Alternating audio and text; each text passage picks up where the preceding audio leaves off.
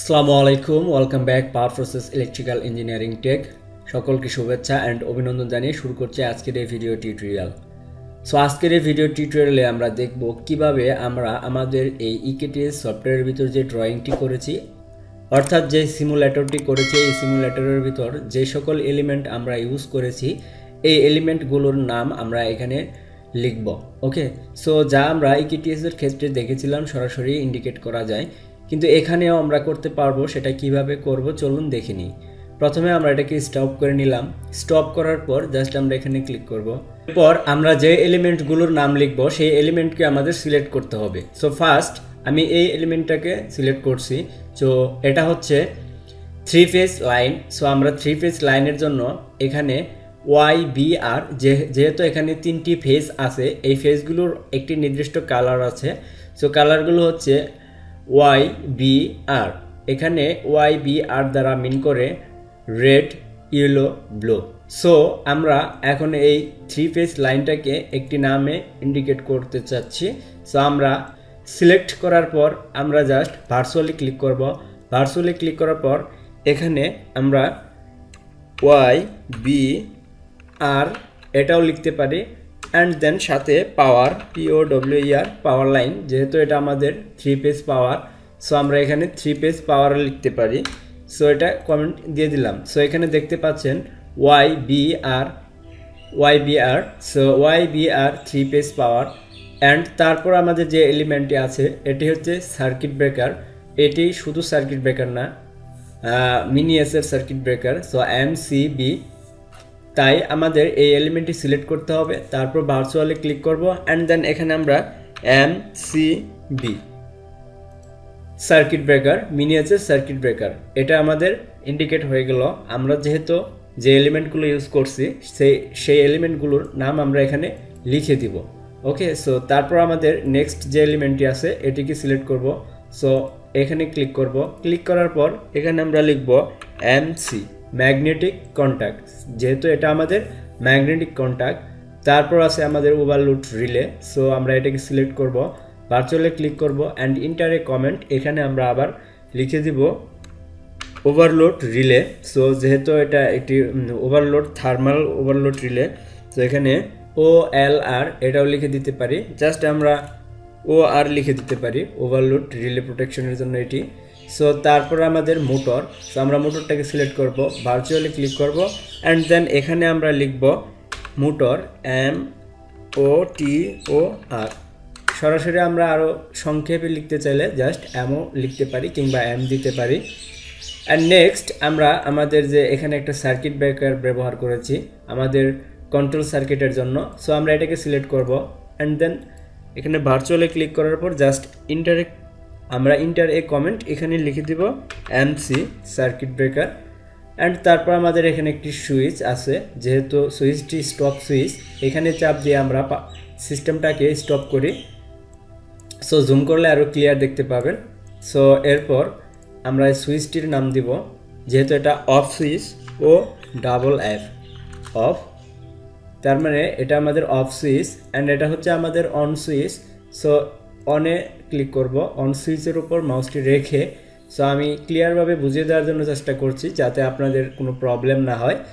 তারপর আমরা virtually click করব, অ্যান্ড দেন কমেন্টে আমাদের সুইচের বা সেই এলিমেন্টটার নাম লিখব। এটা হচ্ছে অন সুইচ, তাই আমরা এখানে অন লিখলাম।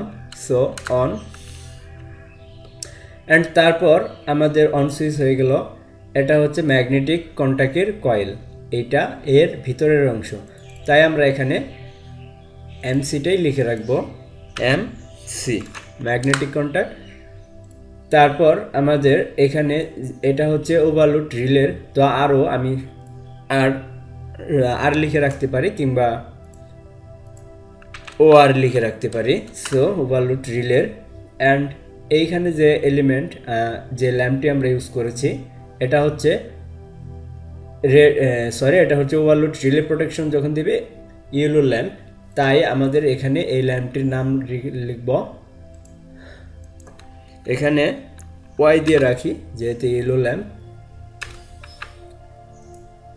বা আমরা সরাসরি ল্যাম্পটির নাম লিখে নিব Y LAMP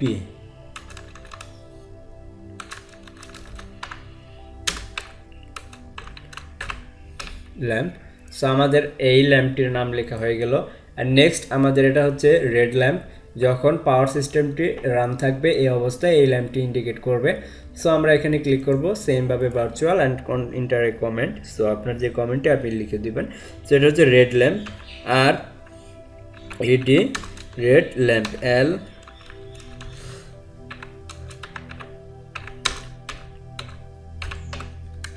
সো এটা হয়ে গেল।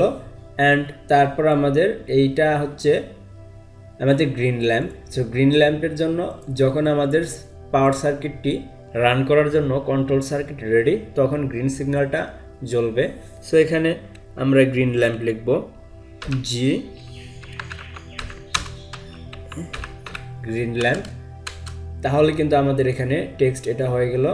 অ্যান্ড এইটা হচ্ছে আমাদের গ্রিন ল্যাম্প ম্যাগনেটিক কন্ট্যাক্টের ক্লোজ, অর্থাৎ এই ম্যাগনেটিক কন্ট্যাক্টের ক্লোজ কন্ট্যাক্ট। সো আমরা এটাকে সিলেক্ট করব অ্যান্ড এখানে লিখব MC ম্যাগনেটিক কন্ট্যাক্টের। আমরা এটাও লিখতে পারি NONC, যেহেতু এটা নর্মালি ক্লোজ যেহেতু আমরা এখানে লিখব NC নর্মালি ক্লোজ। তাহলে এটা যদি নর্মালি ক্লোজ হয় অ্যান্ড এটা হচ্ছে নর্মালি ওপেন। সো আমরা ভার্চুয়ালি ক্লিক করব, এখানে লিখে দিব NO নর্মালি ওপেন। সো এটা নর্মালি ওপেন কন্ট্যাক্ট। আর এটা যে রিলের, আপনার এই রিলে প্রোটেকশনের। সো এটাকে তাহলে আমরা একটু এডিট করে নিই, ওভারলোড রিলের NO নর্মালি ওপেন। ওকে, সো এখন যদি আপনি বিষয়টা বুঝতে আপনার খুব ইজি হবে এখানে কোনটা কি। আগে যেহেতু আমাদের বুঝতে সমস্যা হয়েছে, এখন কিন্তু আমরা এটা খুব ইজিতে বুঝতে পারবো এবং এই ড্রয়িংটা দেখে আমরা ফিজিক্যালি একটা কানেকশন করতে পারবো। কানেকশন করার পর তারপর আমরা সেটাকে রিচেক করব। রিচেক করার পর তারপর আমরা আমাদের সিস্টেমটাকে পাওয়ার দিয়ে আমরা আমাদের কাঙ্ক্ষিত সিস্টেমটিকে রান করতে পারবো। ওকে, সো এখন আমাদের আরও দুটি, এখানে যেহেতু দুটি লাইন আছে আমরা এইগুলো ইন্ডিকেট করে দিই। সো আমরা জাস্ট ভার্চুয়ালি ক্লিক করব অ্যান্ড দেন এখানে আমরা লিখব L1 L শুধু L লিখলেও হবে লাইন। সো L1 লিখলেও হবে অ্যান্ড দেন জাস্ট ফেস লিখলেও হবে, ফেস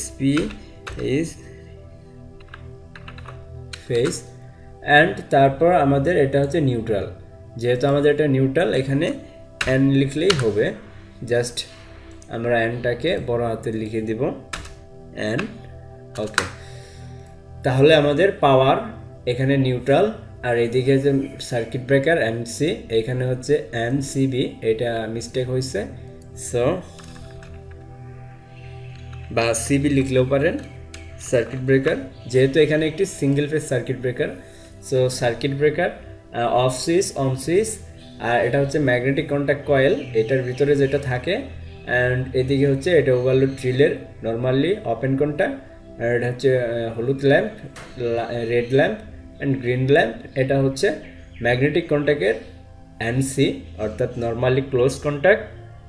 সো এটা হচ্ছে নর্মালি ওপেন কন্ট্যাক্ট ম্যাগনেটিক কন্ট্যাক্টের। ওকে, সো এখন কিন্তু সম্পূর্ণ ক্লিয়ারলি আমরা একটি সিমুলেটর তৈরি করলাম। অ্যান্ড দেন এটাকে আমরা যদি আবার এখানে রান করি, আমি আপনাদের সুবিধাতে একটু বড় করে দিচ্ছি যাতে আপনাদের বুঝতে সুবিধা হয়। ওকে, সো এখন যদি আমরা এখানে আরও একটি কাজ আছে, এখানে কিন্তু আমরা সেটা এখনও দিইনি। সো এটা দিতে হবে, অবশ্যই দিতে হবে, এটাও একটি গুরুত্বপূর্ণ অংশ। অ্যান্ড আমি দেখিয়ে দিচ্ছি। সো এটা হচ্ছে আমরা যদি এখানে মাউসটা রাখি, এটা হচ্ছে পটেনশিয়াল আর্থ। এই আর্থটা আপনাকে অবশ্যই এখানে সংযোগ করতে হবে। আমরা যে মোটরটি সংযোগ করব সেটা অবশ্যই বডি আর্থের সাথে সংযোগ করতে হবে, তাই আমাদের এখানে এটি ইউজ করতে হবে। ওকে, সো আশা করি বুঝতে পেরেছেন। এখন আমরা প্লেতে ক্লিক করব, তারপর এটাকে আমরা একটু বড় করে নিলাম অ্যান্ড দেন আমরা এখন এটাকে পাওয়ার দিব। এই MCB এটাও চালু করব, সার্কিট ব্রেকার এটাও চালু করলাম অ্যান্ড এই সার্কিট ব্রেকারটাও চালু। সো আমাদের সিস্টেম কিন্তু রেডি। এখন আমরা জাস্ট অন সুইচে চাপ দিব। ওকে, আমাদের মোটর চলতেছে, এইদিকে রেড ল্যাম্পের সিগন্যালটা অবশ্যই জ্বলতেছে। অ্যান্ড আমরা এটাকে যখন স্টপ করব অফ বাটনে চাপ দিয়ে, তাহলে কিন্তু আমাদের গ্রিন সিগন্যালটাও জ্বলতেছে, কারণ সার্কিট রান করার জন্য রেডি। আবার আমরা চালু করলাম, এদিকে মোটরটি চলতেছে।